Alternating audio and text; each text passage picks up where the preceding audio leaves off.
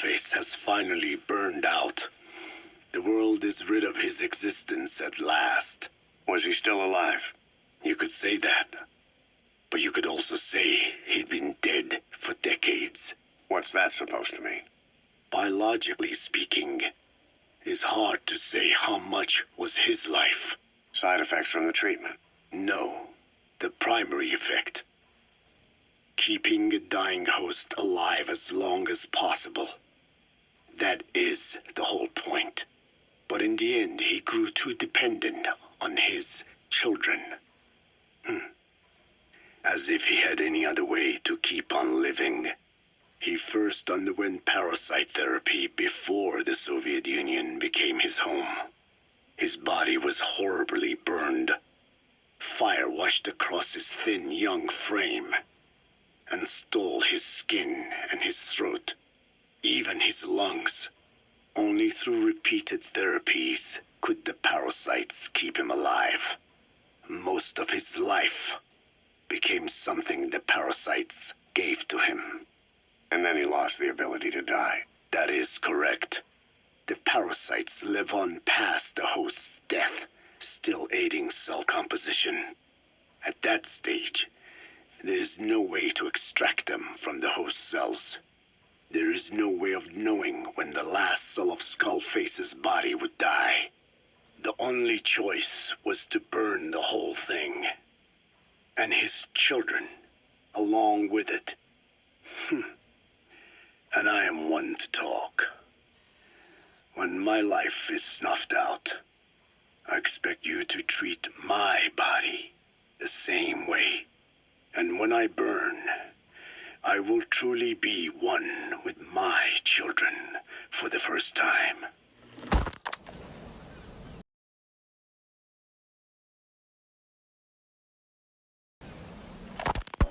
You say there were 3 English vocal parasites. According to Skullface, yeah. Skullface had 2 of the English strain with him. You burned both of them. There was an oil fire. I tossed him in. So that just leaves 1. And you tell me Skullface said he used it. He said it was very close to me. Very close. One of your comrades. Or someone ordered to kill you. Or he could have been speaking metaphorically. Metaphorically? Close to your spirit. Close to your heart. Someone who either loves you or despises you. The second one makes a long list. Whichever it is, act with caution. Skullface implanted someone with the English language strain. Who it is irrelevant. Why? I tell you what Skullface really meant. Very close to you means you will be exposed. All the infected here have been given the Wolbachia. Even if the vocal cord parasites infect them now, they cannot reproduce. But if there's a different host among us, host to the English strain.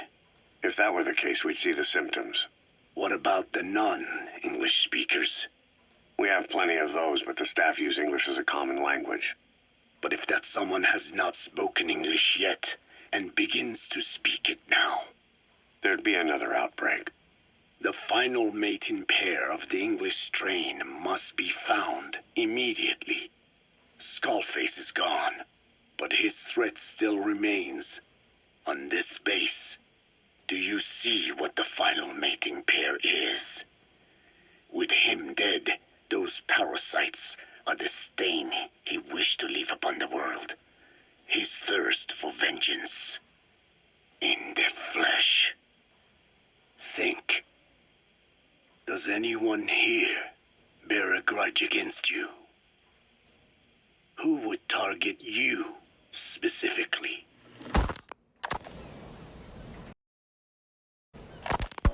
The ethnic cleansers that Code Talker mentioned, they weren't Skullface's true goal. All we have is circumstantial evidence, but here's my theory. It was Cypher who started developing the vocal cord parasites as bioweapons, parasitic weapons, and Africa was the testing ground for them. As Code Talker said, their purpose is the ethnic cleansing of only those who speak a particular language. So they could do a weapon of mass destruction to eradicate specific groups, races, ethnicities, or colonies by the language they speak. Or a kind of absolute language control. Or maybe a tool for those arrogant fools to build some misguided utopia. I could see plenty of uses for them. However, in practical terms, they wouldn't be as dangerous as you'd think. Counteracting the parasites is easy, after all. Cut them out of your throat to save your life, or just don't talk. That also prevents the infection from spreading. So if the international community were to find out about them, they'd no longer be the threat they were conceived to be. In which case, their targets would be limited to minority groups as a deterrent or a terrorist tool. It's hard to imagine Cypher developing something like that as a main weapon for their arsenal. That leads me to think we've only tugged on one little thread in Cypher's grand tapestry. An obscure corner of their work, possibly forgotten altogether. In any case, things changed. When Skullface was forced to relocate to Africa and he saw that thread dangling. All the time he continued that research, he was secretly following his own agenda. The ethnic liberator parasites, his English language strain. Skullface said there were only 3 samples of the English language strain parasite, and I think we can believe him. Bringing his ethnic liberator's plan to fruition depended on creating an English version of the vocal cord parasites at all costs. But an English strain would have been useless to Cypher. Worse, it could have destroyed everything they'd built. It was the one type they couldn't allow. That means Skullface was forced to develop his English strain out of sight of Cypher's network. Naturally, he couldn't use the greenhouse facility Cypher had set up and filled with guinea pigs. Skullface must have found some secret place to create his precious few English parasites, hiding all evidence like a man cheating on his wife. Somewhere, an entirely standalone environment. And when his plan entered its final phase, he must have made the place disappear. Some little room, could be anywhere, but now nowhere at all. We'll never know where he did it, but to elude Cypher's surveillance, it couldn't have been big. I believe Skullface was telling the truth. There were only ever 3 samples of the English language strain. Why activate Sahelanthropus in Afghanistan? This is how Skullface wanted things to play out. The Soviet Union secretly develops a new type of nuclear weapon and successfully deploys it in Afghanistan. Revealing the existence of Sahelanthropus results in a return to the glory days of the Cold War. The threat it poses reignites the nuclear arms race between the world's major powers. The demand for nuclear weapons increases around the globe. What if you then introduced a nuclear weapon anyone could get their hands on? Non-nuclear nations, militant groups of all shapes and sizes, they'd all jump at the chance. Sahelanthropus was a marketing tool to sell nukes all around the world. But I think it's safe to say that plan was stamped out before it got up and running. The world's intelligence agencies never did turn up anything conclusive on it. After all, Sahelanthropus vanished before word could spread. Everything that's happened is already a fading memory, never to join the pages of history. Except for Cypher. Cypher won't forget. They'll already be working on something, quietly, beneath the surface. They'll use the pieces of data scraped together from this incident to build their own bipedal weapon. It'll take them a long time to complete it, but for now, the greed sector have found their new life's work. We'll have to be ready too. Mission list Boss. updated. You can now give the order to develop or dispose of nuclear weapons from your iDroid. With a nuclear deterrent, even if you're discovered while infiltrating a rival PF's FOB, most PFs won't dare retaliate. But you, of all people, know how dangerous it can be to have nuclear weapons. So will you add nukes to our arsenal as a deterrent? Or will you take them away from other PFs and dispose of them to help build a world that's free of nuclear weapons? I'll leave that decision up to you.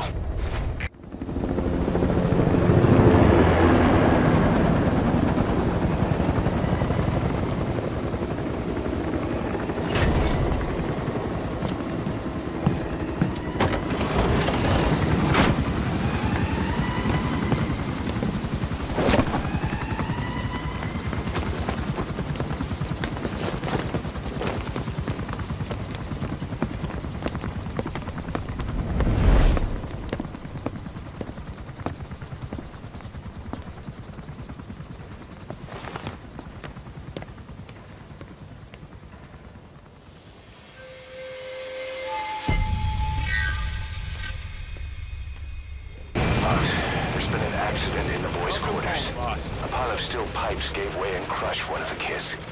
The boy named Ralph. They tell me he died instantly.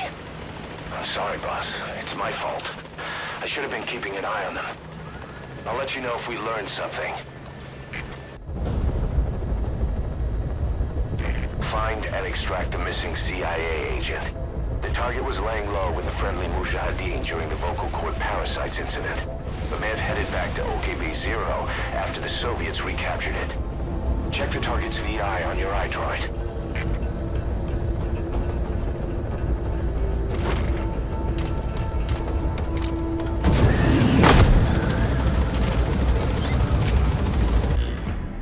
Boss, the target filled us in on what's been going on. He betrayed the Soviets, passing information to Langley, but got scared after learning XOF used the vocal cord parasites.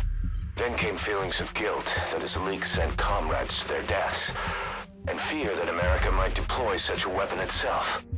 But in reality, XOF and Langley don't have a collaborative relationship, and Skullface was not working for America. Still, I can't blame the man for being afraid. After laying low with the Mujahideen, he tried to cut his ties with the US and return to the Soviet military. But along the way, someone came after him, and he was forced back into hiding.